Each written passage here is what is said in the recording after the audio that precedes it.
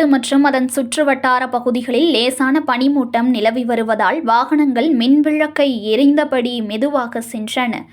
செங்கல்பட்டு மாவட்டம் பனிப்பொழிவு காரணமாக சாலையில் செல்லும் பெரும்பாலான வாகனங்கள் மெதுவாக செல்கின்றன. குறிப்பாக செங்கல்பட்டு, அதன் சுற்றியுள்ள தேசிய நெடுஞ்சாலை, திருக்கழுக்குன்றம், மதுராந்தகம் உள்ளிட்ட பகுதிகளில் பேருந்து சாலைகளில் பனிமூட்டம் அதிகளவில் காணப்பட்டன. மேலும் மலைப்பகுதி மற்றும் விவசாய நிலங்களிலும் பனிமூட்டம் அதிகளவில் காணப்பட்டது. சில தினங்களாக செங்கல்பட்டு மாவட்டத்தில் அதிக அளவில் மழை பெய்தது. இதனைத் தொடர்ந்து தற்பொழுது செங்கல்பட்டு மாவட்டம், அதை சுற்றியுள்ள பகுதிகளில் பனிமூட்டம் அதிகரித்து காணப்படுகிறது. இந்த பனிப்பொழிவானது சாலைகளில் அதிக அளவில் காணப்படுவதால் பொதுமக்கள், வாகன ஓட்டிகள் சிரமம் அடைந்துள்ளனர்.